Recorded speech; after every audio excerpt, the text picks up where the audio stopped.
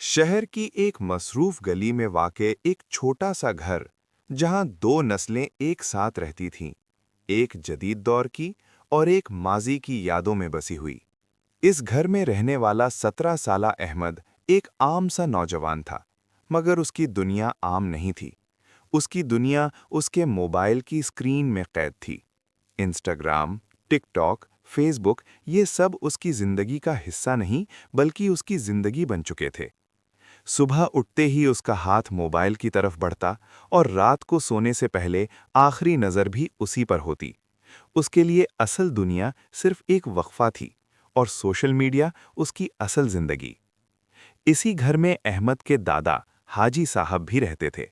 वो 90 की दहाई के इंसान थे, जिनकी जिंदगी मोबाइल, इंटरनेट और सोशल मीडिया से बिल्कुल मुख्तलिफ थी। उनकी आंखों में माजी की यादें और चेहरे पर एक अजीब सा सुकून था। एक दिन हाजी साहब ने अहमद को सहन में बैठे देखा, मगर वो सहन में नहीं, बल्कि अपने फोन में गुम था। उन्होंने मुस्कुराकर कहा, बेटा, तुम्हारी दुनिया बहुत छोटी है, सिर्फ इस स्क्रीन तक महदूद। कभी बाहर भी देख लिया करो। अहमद ने सर उठाए बगैर जवाब दिया, दादा अब्बू, आप नहीं समझेंगे, ये आज की दुनिया है। हाजी साहब ने गहरी सांस ली और कहा, हाँ बेटा, शायद मैं नहीं समझता, मगर मैंने एक ऐसी दुनिया देखी है जो तुमने कभी नहीं देखी। अहमद ने दिलचस्पी से फोन एक तरफ रखा। कैसी दुनिया? यही वो लम्हा था जब दो जमाने एक दूसरे के सामने आ खड़े हुए।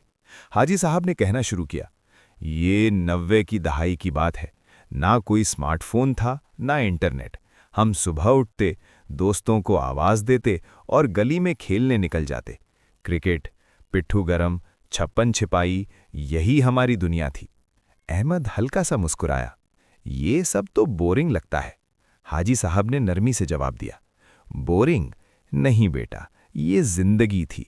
हम हंसते थे, लड़ते थे, फिर मान जाते थे। हर रिश्ता हकीकी था, हर लम्हा सच्चा था। अहमद खामोश हो गया। अगले दिन अहमद के कॉलेज में एक प्रोजेक्ट दिया गया, दो नस्लों की जिंदगी का मवाजना। अहमद ने सोचा, ये तो आसान है, मैं दादा अब्बू की कहानी इस्तेमाल कर लूंगा। उसने फैसला किया कि वो कुछ दिन दादा अब्बू के तरीके से जिंदगी गुजार कर देखेगा। पहला दिन सबसे मुश्किल था। उसने अपना मोबाइल बंद करके एक दराज में रख दिया। शुरू में उसे बेचैनी होने लगी, बार बार दिल करता कि फोन निकाल कर देखे, मगर उसने खुद को रोका। वो सहन में आया जहां दादा अब्बू पहले ही बैठे थे। आज फोन नहीं है? हाजी साहब ने मुस्कुराकर पूछा। अहमद ने कहा, आज मैं आपकी दुनिया में रहना चाहता हूं। हाजी साहब की आंखों में खुशी की चमक आ गई। उन्होंने अहमद को मोहल्ले के चंद बच्चों से मिलवाया। पहले तो अहमद को अजीब लगा, मगर फिर आहिस्ता आहिस्ता वो खेल में शामिल हो गया। वो हंसा, दौड़ा, गिर पड़ा और फिर हंसा। शाम को जब वो घर लौटा तो उसके चेहरे पर एक अलग ही सुकून था। आज कैसा लगा? हाजी साहब ने पूछा। अहमद ने मुस्कुराते हुए कहा, अजीब, मगर अच्छा। अगले चंद दिन अहमद ने यही मामूल जारी रखा। वो सुबह जल्दी उठता, बाहर जाता, लोगों से मिलता, किताबें पढ़ता और रात को जल्दी सो जाता। उसे एहसास हुआ कि उसकी नींद बेहतर हो गई है, उसका जहन हल्का महसूस हो रहा है और वो ज्यादा खुश है। एक दिन उसने अपना फोन खोला। दर्जनों नोटिफिकेशंस, सैकड़ों मैसेजेस, मगर उसे कोई खास दिलचस्पी महसूस नहीं हुई। वो सोचने लगा, ये सब पहले इतना जरूरी क्यों लगता था? इसी दौरान उसने देखा कि उसके कई दोस्त भी सोशल मीडिया के दबाव में हैं। कोई लाइक्स के पीछे भाग रहा था, कोई फॉलोअर्स के लिए परेशान था और कोई दूसरों की जिंदगी देखकर खुद को कमतर समझ रहा था। अहमद ने फैसला किया कि वो अपने प्रोजेक्ट में सिर्फ मवाजना नहीं करेगा, बल्कि एक पैगाम भी देगा। प्रेजेंटेशन के दिन अहमद स्टेज पर खड़ा था। उसने कहा, हम एक ऐसी नस्ल हैं जो सबसे ज्यादा जुड़ी हुई है, मगर सबसे ज्यादा तन्हा भी। हमारे पास हर चीज है, मगर सुकून नहीं। उसने रुककर दादा अब्बू की तरफ देखा, जो सामईन में बैठे थे।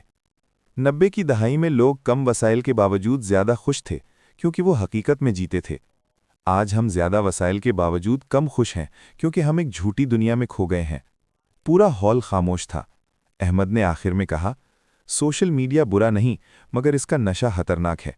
हमें तवाज़ुन सीखना होगा। हमें अपनी जिंदगी को स्क्रीन से निकालकर हकीकत में लाना होगा। प्रेजेंटेशन खत्म हुई और जोरदार तालियां बजीं। इस दिन के बाद अहमद ने अपनी जिंदगी का एक उसूल बना लिया, पहले हकीकत फिर सोशल मीडिया। वो मुकम्मल तौर पर सोशल मीडिया छोड़ नहीं सका, मगर उसने इसका इस्तेमाल महदूद कर दिया। अब वो अपनी जिंदगी जीता था, ना कि सिर्फ उसे स्क्रीन पर देखता था। एक शाम वो दादा अब्बू के साथ बैठा था। दादा अब्बू, आप ठीक कहते थे, असल खुशी स्क्रीन में नहीं, जिंदगी में है। हाजी साहब ने मुस्कुरा कर कहा, और असल जिंदगी वही है जो महसूस की जाए, ना कि सिर्फ देखी जाए। ये कहानी सिर्फ अहमद की नहीं, बल्कि हर उस नौजवान की है जो दो दुनियाओं के दरमियान खड़ा है, एक हकीकत की और एक स्क्रीन की। फैसला हमें खुद करना है कि हम किस दुनिया में जीना चाहते हैं।